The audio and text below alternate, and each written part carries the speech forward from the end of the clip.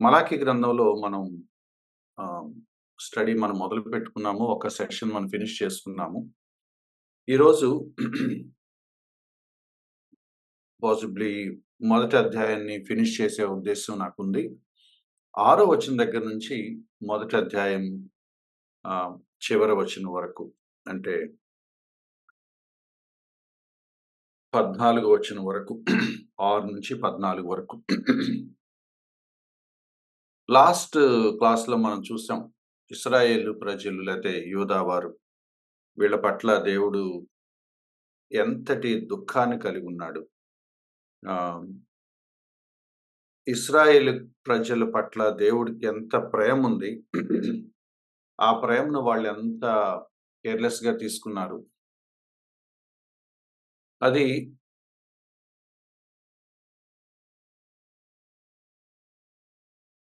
ఆహ్, దేవుడు ఒక దుఃఖ హృదయంతో, ఒక బ్రోకెన్ హార్ట్‌తో, చాలా బాధతో ఇక మీతో నాకు సంబంధం కుదరదు. కటీఫ్ అన్నట్లుగా మాట్లాడే ఒక పెయిన్‌ఫుల్ మెసేజ్‌ని మనం ఈ గ్రంథంలో చూస్తాం. ఐ హావ్ లవ్డ్ యూ అని స్టార్ట్ చేశాడు. నిజమే ప్రభువా అని అనాల్సిన ప్రజలు ఏ స్థాయికి పతనమయ్యారంటే, ఎక్కడ మమ్మల్ని ప్రేమించావు? ఏనాడు మమ్మల్ని ప్రేమించావు? అని అడగటం ప్రారంభించారు. సో, ఆయన చాలా చాలా చెప్పొచ్చు. బట్ ఆయన ఒక లేటెస్ట్ అప్పటికి ఒక ఎగ్జాంపుల్ చెప్పాడు. మీ చుట్టుపక్కల ప్రాంతాల్లో నేను ఎటువంటి న్యాయమైన తీర్పులు విధిస్తున్నానో మీరు చూసారు కదా!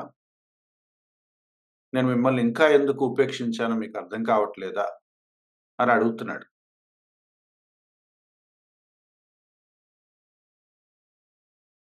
One day you will know that I am the sovereign God.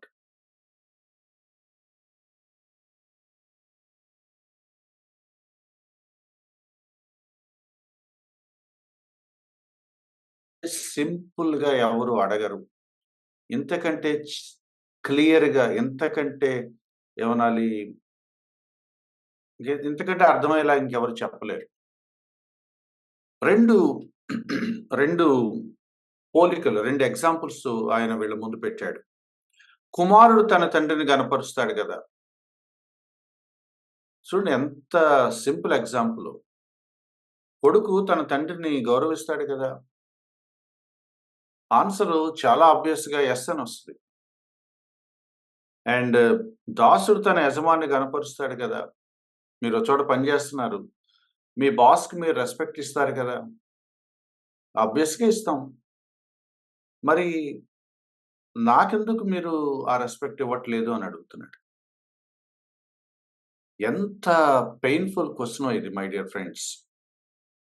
We respect our parents, we respect our superiors, but we don't respect our God. Can we imagine that? మనం మన తల్లిదండ్రులు గౌరవిస్తాం. మన బంధువుల్లో వయసులో పెద్దవాళ్ళని గౌరవిస్తున్నాము. మన బయటికెళ్ళినప్పుడు వృద్ధుల్ని గౌరవిస్తున్నాము. ఉద్యోగాల్లో ఆయా చోట్ల మనకంటే పై పొజిషన్‌లో ఉన్న వాళ్ళని అనివార్యంగా మనకు నచ్చినా, నచ్చకపోయినా గౌరవిస్తున్నాం. But we don't honour God. మీకు దేవుడంటే ఏ మాత్రం గౌరవం లేదు అని మీరు ప్రూవ్ చేసుకుంటున్నారు. ఇది కొన్ని పదాలున్నాయి. ఆ లింక్ మీరు చూడాలని నేను రిక్వెస్ట్ చేస్తున్నాను. ఘనపరచటం. మీరెప్పుడైతే నన్ను ఘనపరచట్లేదు అనే మాటొచ్చిందో ఇమ్మీడియేట్‌గా దానికి ఇంకొక సినానిమ్ యాడ్ అవుతుంది. ఏంటంటే, నా నామమును నిర్లక్ష్యపెట్టు యాజకులారా. ఘనపరచట్లేదు అంటే అర్థం ఏంటంటే, నిర్లక్ష్యం చేస్తున్నారు. Careless attitude. రెక్‌లెస్‌గా ఉండటం. ఎవరి విషయంలో? దేవుడి విషయంలో. దేవుడిని హానర్ చేయట్లేదు అంటే అర్థం దేవుడిని లెక్క చేయట్లేదని. మధ్య మార్గం లేదు. Either you honour God or you don't honour him. మధ్యలో ఏమి లేదు. నాకు దేవుడి పట్ల గౌరవం ఏమి లేదండి. అలాగని దేవుడి మీద నాకేమి కేర్‌లెస్ యాటిట్యూడ్ గూడా ఏమి లేదండి. నేను న్యూట్రల్ అండి అనటానికి లేవు. There are no neutrals when it comes to God. మనం ఏమంటున్నాము either you believe him or you don't believe him. Either you worship him or you don't worship him. అలాగే you honour him or you don't honour him. Respect దేవుడి పట్ల లేదు అంటే అది పైకి కనపడినా, కనపడకపోయినా అది నిర్లక్ష్యమే. వీళ్ళెవరు ఏర్పరచబడిన ప్రజలు. దేవుడు ఏర్పరచుకున్న ప్రత్యేకమైన జనాంగము. ఎవరితో అయితే దేవుడు తనను తాను ఐడెంటిఫై చేసుకొని, నేను ఇశ్రాయేలీయుల దేవుడిని అని చెప్పుకున్నాడో, వాళ్ళు ఆయనని హానర్ చేయకపోవటం ఏంటి? వాళ్ళు ఆయనను హానర్ చేయలేదు అంటే, ఏం చేస్తున్నట్లు వాళ్ళు? కాబట్టి దేవుడు చాలా బాధగా అంటున్నాడు. నా నామాన్ని మీరు నిర్లక్ష్యపెట్టారు. ఇంకా ట్రాజిక్ వర్డ్ ఏంటంటే, నిర్లక్ష్యపెట్టింది కామన్ పీపుల్ ఎవరో పాపర్స్ కాదు. ఆఫ్‌కోర్స్ వాళ్ళు చేశారు. కానీ ప్రిడామినెంట్‌గా దేవుడు ప్రస్తావిస్తున్న ఫస్ట్ కేటగరీ ఆఫ్ పీపుల్ ఎవరంటే యాజకులు. ఇశ్రాయేలు వ్యవస్థలో యాజకులు చాలా కీలకమైన వ్యక్తులు. ధర్మశాస్త్రం గురించి ప్రజలకు రిమైండ్ చేసి, ప్రజలను సరిచేసి, యాజకత్వపు ధర్మాన్ని జరిగిస్తూ, దేవుడి వైపు వాళ్ళని ఎప్పటికప్పుడు మళ్ళించే బాధ్యత యాజకులకుంది. యాజకుల డ్యూటీస్ ఏంటో మనం సెకండ్ చాప్టర్‌లో చూస్తాం. బట్ ఏంటి ఇంత ప్రజలను దేవుడి వైపు మళ్ళించాల్సిన గురుతరమైన బాధ్యత ఉన్న ఈ యాజకులు, వాళ్ళు నిర్లక్ష్యం చేస్తున్నారంట దేవుడిని. యాజకుడే దేవుడిని నిర్లక్ష్యం చేస్తే, యాజకుడే యాజక ధర్మాన్ని కేర్‌లెస్‌గా నిర్వహిస్తా ఉంటే, యాజకుడే బలర్పించే విషయం టేక్ ఇట్ ఈజీగా తీసుకుంటే, ఇంకెవరొస్తారు? ఒకాయన పేరు చెప్పను నేను. ఆహ్, చాలా పెద్ద బైబిల్ కాలేజ్ ఒకటి ఆ రోజుల్లో ఆహ్, పెట్టాడు. అదో పెద్ద క్రేజ్ లాగా అయిపోయింది తెలుగు ప్రాంతాల్లో. ఆయన సోదరుడు దాన్ని నిర్వహించేవాడు. ఈయనేమో ప్రపంచవ్యాప్తంగా తిరిగేవాడు. ఈ బైబిల్ కాలేజీ పిల్లలు అక్కడికి వెళితే, ఆ బైబిల్ కాలేజీ బాధ్యత వహించిన ఆయన అనేవాడట, "ఎందుకొస్తార్రా మీరిక్కడికి? ఎందుకురా మీరిక్కడికొచ్చేది?" అంటాడు. They are conducting a Bible college. Bible కాలేజ్‌కొచ్చిన పిల్లలకి మళ్ళీ వాళ్ళు చెప్తారట, "ఎందుకొస్తున్నార్రా మీరిక్కడికి?" వాళ్ళు చక్కగా ఒంటరిగా గ్రౌండ్‌లో పక్కకెళ్ళి ఏకాంతంగా దేవుడితో ప్రార్థన చేస్తా ఉంటే, "ఎందుకురా గంటలు గంటలు మీరు ప్రార్థన చేస్తారు, చక్కగా తిని పడుకోక." Can we expect some statements from a Bible college organisers, directors? Bible అలా రాస్తారండి. అయన్నీ పాటించాలంటే ఎక్కడవుతది? అది అదే, ఇది ఇదే బయట జీవితం జీవితమే ఆరాధన, ఆరాధనే అని స్వయంగా నా చెవులతో విన్న పాస్టర్స్ ఉన్నారు. They don't honour God. They don't respect God. సంఘ సభ్యులతో కలిసి కూర్చొని మందు తాగే పాస్టర్లున్నారు. యాజకుడు, లేకపోతే నాయకుడు, లేకపోతే ప్రజల్ని దేవుడి వైపు మళ్ళించాల్సిన ఒక రెస్పాన్సిబిలిటీ పొజిషన్‌లో ఉన్న వ్యక్తి, దేవుడిని, దేవుని నామాన్ని, దేవుని పనిని నిర్లక్ష్యం చేస్తే కామన్ పీపుల్ ఏమవుతారు? కామన్ పీపుల్ ఏమవుతారు? నువ్వు ఎప్పుడైతే కేర్‌లెస్‌గా ప్రారంభించావో నీ పనిని, ఇంక నీ దగ్గరికి ఎవరొస్తారు బలర్పించడానికి? మీరే ఒక యాజకుడు అనుకోండి. ఆ యాజక ధర్మాన్ని మీరే టి కేర్‌లెస్‌గా, రెక్లెస్‌గా చేస్తా ఉంటే, మీ దగ్గరికి ఎవరొస్తారు? వచ్చినా గూడా మీరేమంటారు? ఎందుకురా వస్తున్నారు అనవసరం గదా! మేమే చేయట్లేదు మీకేంటి ఆరాటం? మీకు తెలుసా చాలామంది విశ్వాసం ఉన్న సిన్సియర్, ఇన్నోసెంట్ యంగ్ పీపుల్ ఎలా డిస్కరేజ్ చేస్తారో. సీనియర్స్ మేమే దాన్ని పట్టించుకోవట్లేదు. నువ్వేంటి పెద్ద కొత్తగా వచ్చి మాట్లాడుతున్నావు? మాకంటే ఎక్కువ భక్తి ఉందా నీకు? ఎవరైనా భక్తిగా ఉండాలని ప్రయత్నిస్తే ఏమంటున్నారో తెలుసా? నువ్వు ఓవర్ యాక్షన్ చేస్తున్నావా? Many times, leaders are the prime reason for many people disobeying God. ఒక నాయకుడు దారుణంగా పాడైపోతే సంఘాలు పాడైపోతాయి. I was studying about Paul Angicho this morning. నేను నాకెంత హృదయ దుఃఖం కలిగిందంటే, వన్ మ్యాన్ చాలా సౌత్ కొరియాలో యుద్ధం తర్వాత ప్రజలు డెస్పరేట్ కండిషన్‌లో ఉన్నప్పుడు, ఉద్యోగాలు లేకుండా పరిస్థితులు చాలా భయానకంగా ఉండి, hopeless lifes, post war condition ఎలా ఉంటదో యూ కెన్ ఇమాజిన్. ఏం చేయాలో అర్థం కాని టైంలో this man started preaching that God is going to bless you abundantly. Prosperity gospel. And న్యాచురల్‌గా దానికి ప్రజలు అట్రాక్ట్ అవుతారు. అయ్యారు. ఏ స్థాయిలో అయ్యారంటే that he became world's largest ఒక చర్చ్ రన్ చేసే కండిషన్‌కి వెళ్ళిపోయాడు. నేను అదంతా స్టడీ చేస్తుంటే my dear friends, let me share this point of grief in my heart. 10 లక్షల మంది ఆయన సంఘానికి వచ్చేవాళ్ళు అని మనం ఇవాళ చాలా గొప్పగా చెప్పుకుంటున్నాం. 10 లక్షల మంది ఏం నేర్చుకున్నారో తెలుసా? ఒక దుర్బోధ నేర్చుకున్నారు. Can you imagine my words? World's largest church, world's greatest church ever happened in the history.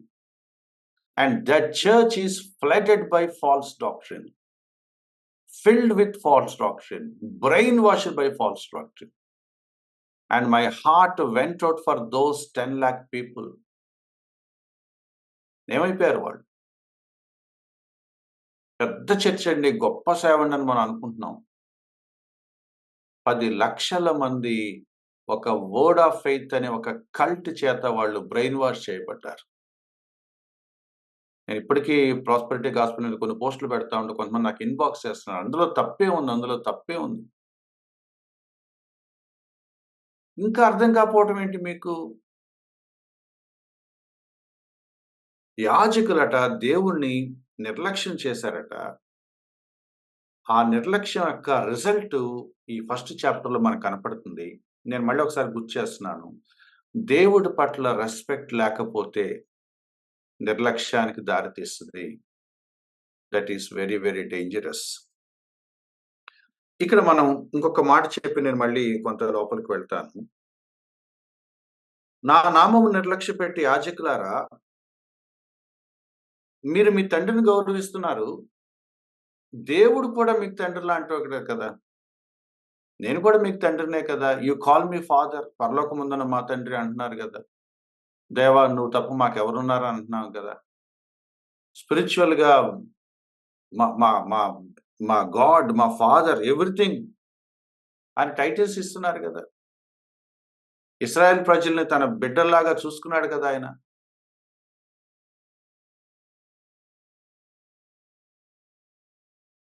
నేను తండ్రినైతే నాకు రావాల్సిన ఘనత ఏమాయను? నేను యజమానుడినైతే నాకు భయపడేవాడు ఎక్కడున్నాడు? Another synonym fear. చూడండి, సీక్వెన్స్ చూడండి. గౌరవించటం ఎప్పుడైతే పోయిందో, నిర్లక్ష్యం ఎప్పుడైతే వచ్చిందో, దాని అర్థం ఏంటంటే you have no fear towards God. ఈ 3 సినానిమ్సే. నేను దేవుణ్ణి గౌరవించట్లేదు అనంటే నువ్వు దేవుణ్ణి నిర్లక్ష్య పెడుతున్నావు. నువ్వు దేవుణ్ణి నిర్లక్ష్యం చేస్తున్నావు అంటే అర్థం ఏంటంటే నువ్వు దేవునికి భయపడట్లేదు. నిర్గమాకాండం 20వ అధ్యాయం 20వ వచనంలో ఆయన ఎందుకు వేంచేశాడో, ఆయన ఎందుకు ధర్మశాస్త్రాన్ని ఇచ్చాడో, ఎందుకు ఇశ్రాయేల్ ప్రజలకు ఒక ప్రత్యేకమైన కాన్స్టిట్యూషన్ ఇచ్చాడో రీజన్ చెప్పాడు ఆయన. మీరు తర్వాత ఆ వచనం చూసుకోండి. నిర్గమాకాండం 20వ అధ్యాయం 20వ వచనం. మిమ్మల్ని పరీక్షించుటకు, మీరు పాపం చేయకుండా ఉండునట్లు, దేవుని భయం మీకు కలుగునట్లు మీకు ఇచ్చాడని చెప్తున్నాడు. పదాజ్ఞలు ఇచ్చినప్పుడు నేను తప్ప వేరొక దేవుడు ఉండకూడదు అన్నప్పుడు, మరే ప్రతిమను చేసుకోవద్దు, నా నామాన్ని వ్యర్థంగా ఉచ్చరింపకూడదు అన్నప్పుడు, నాకు భయపడాలి అని మీకు అర్థం అవ్వట్లేదా? మీరు నాకు భయపడకపోతే నేను దాన్ని సీరియస్‌గా తీసుకుంటాను. నేను టాలరేట్ చేయను. నేను రోషం కలిగిన దేవుడినని ఆయన చెప్పట్లేదా? అబ్రాహాము సందర్భం మనందరికి తెలుసు. ఇస్సాకును బలిమ్మని అడిగినప్పుడు అబ్రాహాము శారా ఎక్కడ కంగారు పడుతుందో అని చాలా ఫార్మల్‌గా చెప్పినట్టుగా మనం చూస్తాం. అమ్మ మేము కొండ మీదకెళ్ళి ఆరాధించి వస్తాం. కత్తి ఎత్తి వధించబోయే ముందు అబ్రాహాము ఆగు అని చెప్పాక చాలా, చాలా గొప్ప స్టేట్‌మెంట్ అక్కడుంది. We often miss it. అబ్రాహాము ఇప్పుడు నువ్వు దేవునికి భయపడతావని రుజువయింది అన్నాడు. Now I know that you fear God. Worship is fear. దేవుడికి భయపడటం. దేవుడికి గౌరవం ఇవ్వటం. దేవుడంటే విపరీతమైన ఆనర్ ఇచ్చి లేచి నిలబడటం. సాష్టాంగ పడిపోవటం. చార్ల్స్ ల్యాంబ్ అని ఆయన అన్నాడు. ఒక ఇంగ్లీష్ పోయెట్. గొప్ప గొప్ప వాళ్ళు ఆ గదిలోకి, ఆ హాల్‌లోకి ప్రవేశిస్తే మనం లేచి నిలబడతామంట. కానీ ఒకాయన లోపలికొస్తే ప్రపంచంలో ఎవడైనా ఆయన ముందు సాష్టాంగ పడాల్సిందే. That is our God. ఒక పోలీస్ ఆయనకి భయపడినంత భయం నీకెప్పుడైనా దేవుడి విషయంలో కలిగిందా?